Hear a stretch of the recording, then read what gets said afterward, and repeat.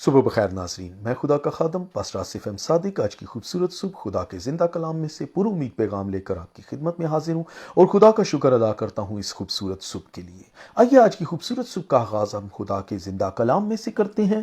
زبور 34 اور اس کی 7ویں آیت میں یوں مرقوم ہے، خداوند سے ڈرنے والوں کی چاروں طرف اس کا فرشتہ خیمزن ہوتا ہے اور ان کو بچاتا ہے۔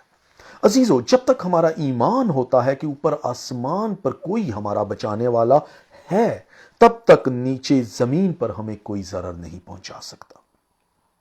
ہم جس ماڈرن دور میں رہ رہے ہیں اس کا المیہ یہ ہے کہ ہم خدا سے زیادہ معاشرے اور لوگوں کا خوف رکھتے ہیں اور یوں ٹھوکر بھی کھاتے ہیں، بیج بونے والے کی تمثیل کی مانند، جس کا بیج جو جھاڑیوں میں گرا اور ادھورا رہ گیا۔ افسوس، خدا سے زیادہ آج لوگ دوسروں سے ڈرتے ہیں، اور یہی ایماندار کی کمزوری ہے کہ بہت سے ایماندار آج دنیا کی فکر میں ہیں۔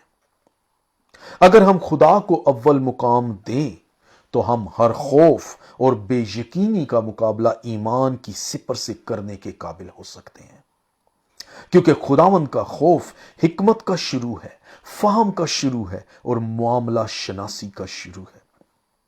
خداوند کا خوف ابلیس کے خلاف مؤثر ہتھیار اور راستہ باز زندگی میں ایک غیر متزلزل ایمان اور دلی سکون کا شاخسانہ ہے۔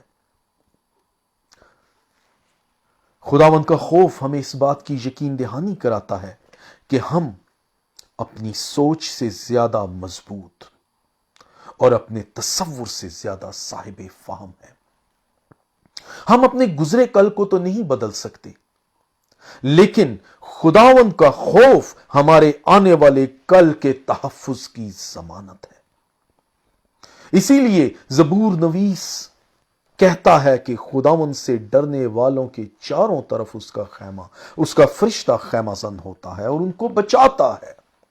عزیزو، اب فیصلہ آپ پر منحصر ہے کہ آپ خداوند کی بجائے لوگوں کی فکر کر کے، دنیا کی فکر کر کے آج کے خوبصورت دن کو ضائع کر دیتے ہیں، یا اس بات پر توکل کے ساتھ آج کے دن کو مزید خوبصورت بناتے ہیں کہ ہاں، آسمان کا خدا ہمارا محافظ ہے اور اس کے فرشتگان ہماری پناہ گاہ بنے ہوئے ہیں۔